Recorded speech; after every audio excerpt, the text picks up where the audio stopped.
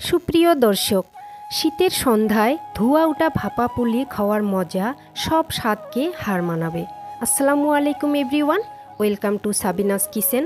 আজকে আমি আপনাদের সাথে শেয়ার করব একদমই সহজভাবে ভাপা পুলির রেসিপি। সব রকমের টিপস সহকারে একদম পারফেক্টভাবে ভাপা পুলি তৈরি করা সহজ রেসিপিটি আপনাদের সাথে শেয়ার করব। আশা করি আজকের এই ভাপা পুলির রেসিপি আপনাদের কাছে খুবই ভালো লাগবে। বাই দ্য ওয়ে, আমি সাবিনা, আপনারা দেখছেন সাবিনাস কিচেন।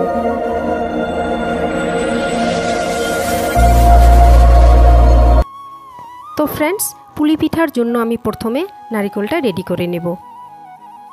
দেখুন আমি এভাবে কেটে নিলাম। তো দেখুন এখানে আমি নিয়ে নিলাম গুড়, কুড়ানো নারিকেল, লবণ আর কালো জিরে। তো এখন আমি একটা কড়াই বসিয়ে দিলাম আর কড়াতে দিয়ে দিলাম নারিকেল। তো আপনারা চাইলে ঘি বা তেল দিয়েও নারিকেলটা ভেজে নিতে পারেন, কিন্তু আমি দিলাম না, আমি এমনিতে খুব ভালো করে ভেজে নেব। তারপর আমি দিয়ে দেব গুড়। তো আপনারা চাইলে চিনি দিয়েও বানাতে পারেন, কারণ আমার পুলি পিঠা গুড় দিয়ে খেতে খুব ভালো লাগে, তাই আমি গুড় দিয়ে পুরটা বানিয়ে নেব।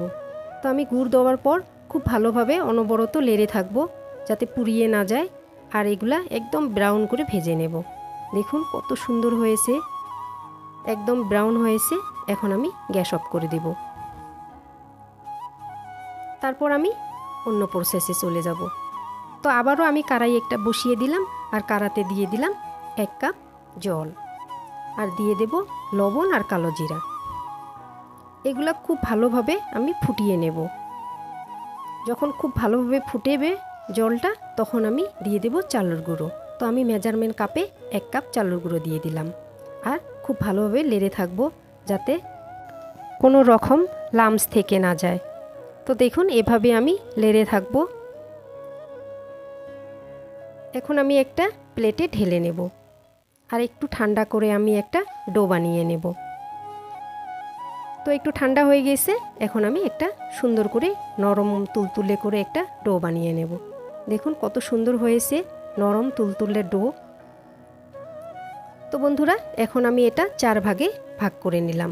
তারপর একটা লেচি নিয়ে আমি খুব বড় করে একটা রুটি বানিয়ে নেব। তো আপনারা রুটির দিকে ধ্যান না করে একদম বেলতে থাকবেন। যত বড় রুটি বেলতে পারেন আপনারা এভাবে একটা বড় রুটি বেলে নেবেন। দেখুন আমি কত বড় রুটি বেলে নিলাম। এখন আমি একটা বাটির সাহায্যে এগুলা গোল গোল করে কেটে নেব। দেখুন, তো আপনারাও এভাবে বাটির সাহায্যে গোল করে কেটে নেবেন। তো আমি এভাবে সবগুলো কেটে নেব। তো ফ্রেন্ডস, আপনারা অবশ্যই এই পুলি পিঠার রেসিপিটা বাড়িতে একবার বানাবেন আর বাচ্চাদের সাথে মজা করে খাবেন। বাচ্চারা তো মজা করে খাবেই, কিন্তু বড়রাও কম না। তো আপনারা অবশ্যই এই পুলি পিঠার রেসিপিটা বাড়িতে অবশ্যই একবার বানাবেন, কারণ এটা স্বাস্থ্যের জন্য খুবই ভালো, কারণ এখানে কোনো রকম তেল ইউজ করা হয় না। এটা খুব সুন্দরভাবে ভাপিয়ে নেওয়া হয়। তো দেখুন এভাবে আমি বানিয়ে নিলাম আর হাত দিয়ে এভাবে আমি ডিজাইন করে নেব। আপনারা যদি এরকম ডিজাইন করতে না পারেন তো আপনারা সিম্পল করে বানালেই হবে। তো দেখুন এভাবে আমি আরেকটা বানিয়ে দেখালাম। তো সবগুলো পুলি পিঠা আমার বানানো শেষ।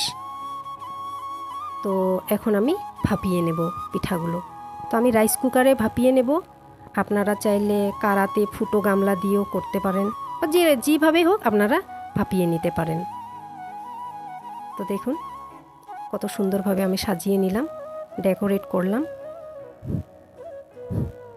বন্ধুরা, আপনারা অবশ্যই বানাবেন আর আমাকে কমেন্ট করে জানাবেন। তো বন্ধুরা, যারা আমার চ্যানেলটি সাবিনাস কিচেন সাবস্ক্রাইব করেছেন তাদেরকে অসংখ্য ধন্যবাদ। আর যারা এখনও করেন নাই, প্লিজ চ্যানেলটি সাবস্ক্রাইব করে পাশে থাকা বেল আইকনটা প্রেস করে দিবেন, যাতে নতুন নতুন আপলোডিং ভিডিওর নোটিফিকেশন সবার আগে আপনাদের কাছে পৌঁছে যায়। তো ফ্রেন্ডস, এভাবে আমি সবগুলো পুলি পিঠা ভাপিয়ে নেব। দেখুন, তো এখন আমি একটা কেটে দেখাবো ভিতরটা কত সুন্দর হয়েছে। বন্ধুরা, দেখতে যেমনই সুন্দর, খেতেও কিন্তু অসাধারণ টেস্টি মজার হয়েছে। তো আপনারা অবশ্যই বাড়িতে ট্রাই করবেন। আল্লাহ হাফেজ।